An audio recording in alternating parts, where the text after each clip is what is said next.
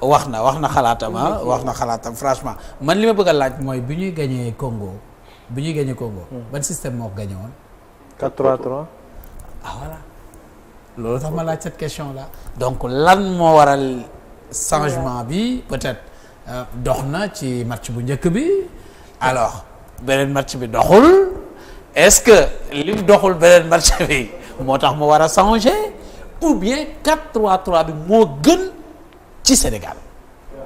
man waaw. man tamit damay laaj. ki doon wax ñu coupé ko jox parole bi Gomis. ok yow am nga droit laaj loolu. moo tax man it damay jëlloo ki doon wax kàddu gi. non man maa doon wax. vas-y. Gomis commencé non c'est blague. waaw mais dafa neex blague bi dafa neex. yéen a ngi joué à 3 de vous pensez que waaw ñu ngi ko koy passé. non par rapport à on oublie ma question. non sa question dafa neex nag. non dañuy jël sa bos bi non par rapport ak li ngay wax. je suis entièrement d'accord avec toi parce que xam nga il y a des résultats qui qualifient il y a des résultats qui éliminent mais il y a des résultats qui interpellent ñun ñu ngi ci résultat buy interpeller. ok aujourd'hui c'est un nul plus des interrogations légitimes. Les interrogations yi ñu am c'est des interrogations légitimes. Comment rester à Tanger aujourd'hui en étant premier? Ça c'est une première question. Comment gérer tout le potentiel que tu as à bon escient et comment gérer le reste de la compétition? Man di ma yaakaar ce sont les trois grandes questions yi nga xamante ne qui se posent à nous parce que bu ñu gagné woon tey en fait on ne serait pas là à se poser toutes ces questions. léegi dañuy def ay dañuy pare question boobu projeté wu maintenant sur les autres. mais aujourd'hui ñu ngi ci station boo xamante ne on est obligé de nous poser des questions donc trois questions légitimes yoo xamante ne ces résultats les posent parce que man. À peu près à la lumière de ce que nous avons vu dans ce match, j'étais en train de dire au moment où Gomis d'intervenir que nous avons mis 45 minutes à chercher une solution que eux ils ont trouvé en 10 minutes. Et quand même c'est la réalité parce que tout simplement 45 minutes on avait une équipe bloc. Ils sont revenus, on a eu deux bouts d'équipe parce que dañu dagg équipe bi en deux. Et comment on a pu accepter ça? Jusqu'à prendre ay conséquences sur coupure boobu ça c'est une première chose donc pour revenir maintenant à ce que la grande question bi coach se posait par ak Gomis a repris ça un tout petit peu par rapport au moi vraiment il faut qu'on revoie à mon avis yenn articulation au niveau offensif quand on a besoin de feu il faut mettre le feu. On a besoin de percussion, il faut mettre de la percussion. Nous, on ne peut pas rester sur un schéma 90 minutes. Ok, tout le monde est là, mais si ça ne rapporte rien, mais il faut changer. On ne peut pas rester. Football, c'est un problème. On te le pose, et on va poser le problème. Mais vous faites qu'on ne pose le problème, toi, tu acceptes et tu ne poses pas de problème. Il n'y a pas de réponse tactique à dire. Donc, événement, comment dirais-je, changement technique, réponse tactique. Changement tactique, réponse technique. Donc, il faut qu'on soit dans cette relation. Il a du monde. Il a un résultat à chercher. Quel monde il faut mettre pour avoir ce résultat-là? On en est là. Parce que, Gomis wax na ko. Le Bénin, ce ne sera pas une mince affaire. Vraiment, on a eu un Bénin qui s'est bonifié.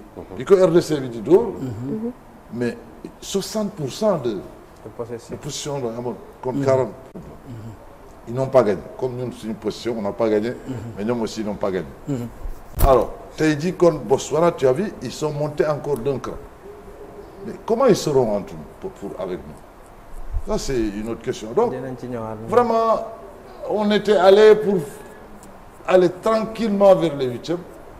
Mais maintenant, ce n'est pas sûr qu'on déroule comme sur du tapis rouge. Dans le monde, c'est une réalité. À qui la faute maintenant? I don't know.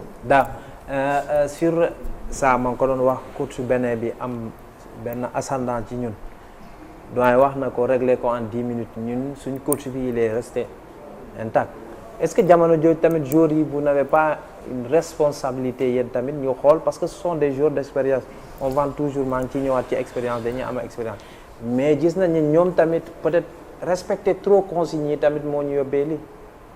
Non mais il faut aussi ñu comprendre benn aspect booy jouer ak Sénégal sa niveau day yéeg benn bokkul ak booy jouer ak beneen équipe sa niveau day yéeg donc Congo niveau am dafa yéeg tey niveau am Congo bi nga seetaanoon ak Congo tey bi bokkul donc 4-3-3 système day évoluer joué nañ ko il y a quelques mois donc c'est normal ñu évoluer mënuñu des ci 4-3-3 boobu effectivement.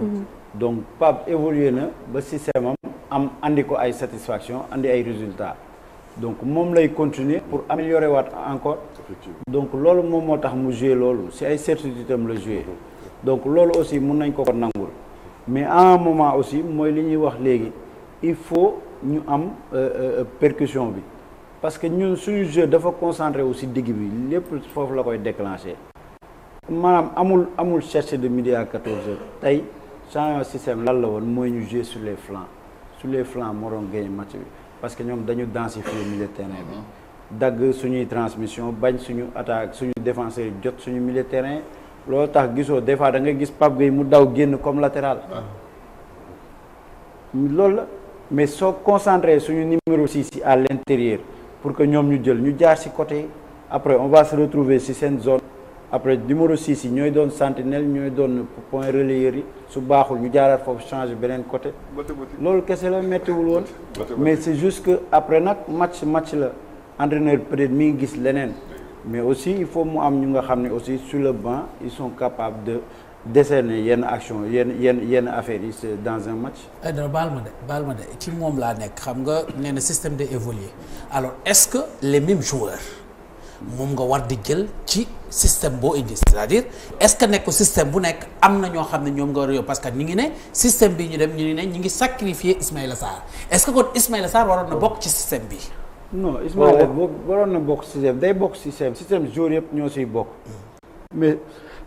pardon maa ngi koy wax fii wax naa ko fii premier match coach yéen yi fi woon ma ni Ismaïla warul jouer wax naa ko fii effectivement wax naa ko fii ma ni warul jouer parce que ñu ne ma dafa jouer na deuxième mi-temps ma ni même loolu remise en forme la blessure nga dellu si remise en forme la donc Pape su ko récupérer waatee da koy bàyyi mu entraîner mu bàyyi ko peut-être mu entraîner améliorer si deux premiers matchs yi su jàllee mu dugg en deuxième mi-temps après mu jëlaat place am voilà xam nga comme kii tamit Habib Diarra même chose la mais mu koy teg ba mu koy bàyyi xam nga waaw donc loolu la man depuis le début wax naa ko mais bon après su ko dugalee tamit je sais pas xaw ma lan moo tax mu dugal ko moom rek moo ko xam. mooy entraîneur comme le temps waaw comme temps bi bëri ñu daam ñu projeté waat ci le match suivant. balaa ñi tamit di ñu wax ci seen xalaat le match suivant ce sera contre le Bénin ñëpp xam nañ ne ce serait pas facile d'abord. Déjà ils ont reçu un coup je dirais pas un coup de massue mais un petit frein dans la tête avec ce match nul contre le Congo. jàpp nga ne même avec leur expérience ils peuvent encore douter face au Bénin bu ñu toogee 45 minutes dugaluñu. non genre yu mel yi damay naan yow xam nga yow yaa ngi naan journaliste ils peuvent douter ñun bu ñu nekkoon ci biir dañ leen naan rappel à l'ordre la rappel à l'ordre mooy naan léegi moytul bul jàpp ne lépp dina lu yomb donc nga changé waat aussi bien pour les joueurs que pour l'entraîneur man Pape lenn kese la. Si Pape fait des calculs par rapport au Congo mais bés bu fi dajee ay Égypte ak Algérie lu muy def. C'est ça. Comment tu peux calculer par rapport au Congo. ak force yi nga am yëpp. déjà moo ko nekk di calculer di xool lu muy def c'est-à-dire que mooy li ma boo amee une équipe dominante offensive doo may di douter. te loolu peut-être loolu moo dal Sénégal léegi nag dañu naan gis nga équipe buy gagné day am chance li téyeloo joueur Congo bi ba léegi kenn xamul lan la. am na ko léegi ñoom nañ gën a dellu ça va permettre coach wax na ko Dame Pape li mu def dañ ko koy nangul premier mi-temps parce que si certitude la. mais tey tamit amaat yeneen certitude na ko utiliser maintenant si troisième match am est-ce que si système bi la est-ce que si joueur yi la parce que il a raison de système bi dafay sacrifier les excentrés. parce que ni ñuy jouer la alors que tu as besoin des fois d'avoir de la percussion léegi moom mooy xool ne naa analyser ko. leneen li également man je le dirai toujours Sadio Mané c'est notre meilleur joueur c'est notre Messi je le respecte Sadio Mané leen même da nga koy teg attaque mu démarrer bu dee bëgg nga li nga am dëgg wala mu toog ba wala tamit buy démarrer mu génn 60e minute c'est-à-dire waxoon naa ko fii il faut être très clair avec ñoom neexul nag wax parce que les gens vont croire que da nga koy critiquer mais dëgg ngay wax yoonu football nga lan moo tax Liverpool tel ko bàyyi permettre ça là parce que xam na ni li ñu bëggoon li Liverpool di football mënatu ko woon en termes d'effort physique en termes et dans la durée c'est ça la réalité.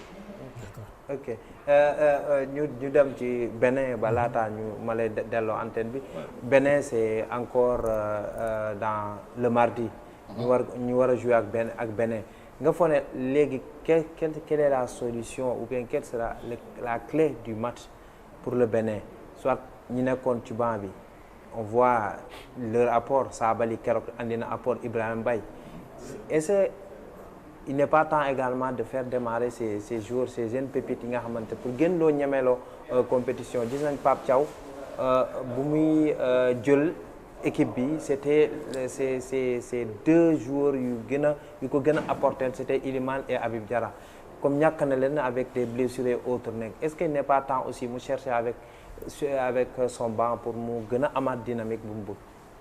Ouais, je pense que peut-être que le dernier match va lui donner l'occasion de les enseignements lui permettront de voir un peu plus clair dans les prochains jours.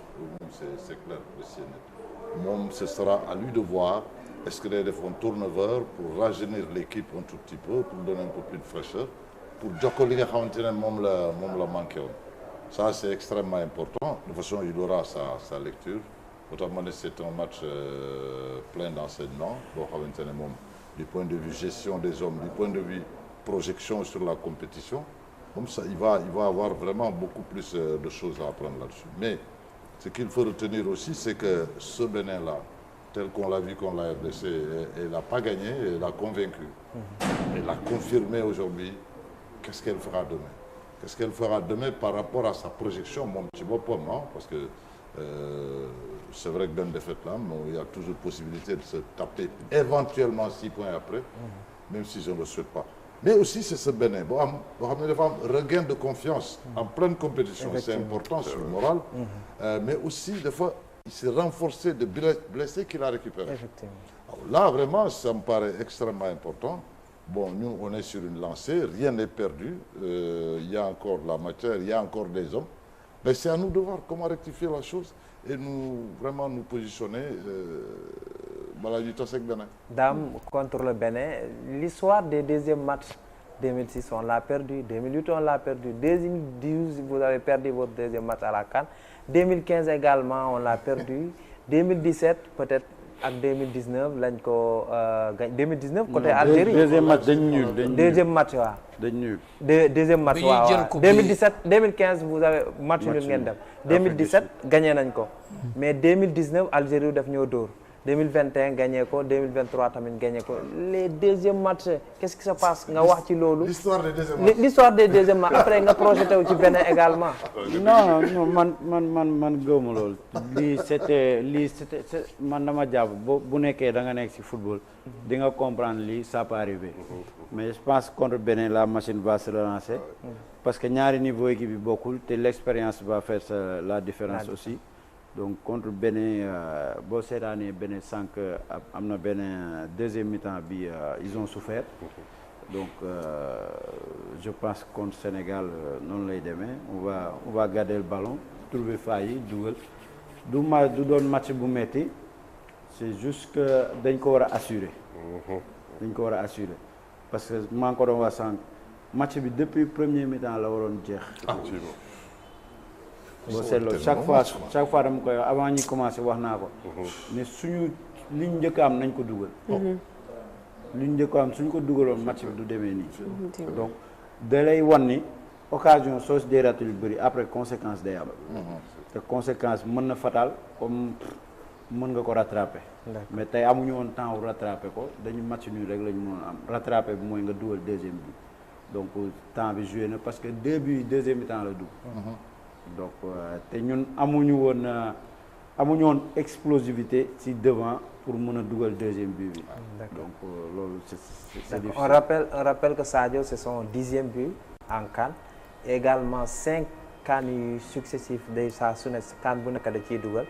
on rappelle également les 19 victoires consécutives du Maroc a été freiné par le Mali c'est inédit presque pour une équipe nationale nga tegale nombre de victoires yi benn noonu donc on peut dire également xam naa ne au salon tactique Dieye va nous le dire on veut dire que cette CAN là n'est pas partie pour être facile parce que gis nañ ne les séries ak ñi nga xamante ne les favoris les équipes commencent à les faire douter ci CAN bi. kon nag ma yokkal la ci benn. dolli. C'est le 90e but du Sénégal depuis qu'il joue en CAN. 90e but. Merci. mais Alkhayri depuis lors on parle de l'équipe fàtte benn point bu am importance muy les supporters. Coach Tra tey jii nii boo doon jox conseil supporters yi surtout ñi nga xamante ne ils sont sur le net te joueurs yi ñoom ils suivent le net lan nga leen di wax. supporters yi ils sont dans leur rôle loolu la ñuy wax souvent joueurs yi les supporters sont dans leur rôle au contraire da nga leen di bàyyi sax ñoom ñu def seen rôle. parce que des fois mais ils sont gis nga des fois gis nga mun nga joueurs yi ñun ñëpp a ci yem ñu ak entraîneur dañuy naan non doo xool mais nit nga de temps en temps di nga dem xool. mais nga xam ne des fois di nga dégg benn wax boo xam ne mais da lay métti tellement que wax boobu après yow moo lay changé parce que amaana kenn sañu la ko wax. c'est vrai. kenn sañu la ko wax si ñu la jege. moo tax des fois ñuy naan. Chez un joueur l'environnement ak tes proches am na waxtaan boo xam ne des fois même sa biir kër ñun ñëpp des fois wax ko koo xam ne da nga koy naan nañu teggi casquette papa ak doom wala ñu teggi casquette jëkkër ak jabar wala ñu teggi casquette nit ak nit frère ak frère wax ma li nga xam ne buñ ma ko waxee ci biti sax mu métti gis nga loolu boo ko tàbbee di leen la wax loo xam ne yow bëggoo ko dégg te amaana supporters yi ñoo la koy wax des fois ça peut te faire mal mais des fois da lay ramener à la raison donc supporters yi nañu wax mais nag damay naan influenceurs yi ñi nga xam ne seen kàddu bëgg na. il faut rester positif. d'accord. positif wax positif accompagner joueurs yi daam dafa am lu am solo. lii fait de compétition la day am ci biir compétition des fois da ngay préparer nga ñëw entraîneur bi jëndaxee joueurs yi jëndaxee ça se passe maintenant il faut se rattraper. c'est pas la fin du mois. d'accord merci beaucoup coach Tra kon nag xam naa dañuy daal di dem salon tactique ànd ceeg Mamadou Dieye Mamadou nuyu nañ la. bu baax Aïssatou di nuyu waa plateau bi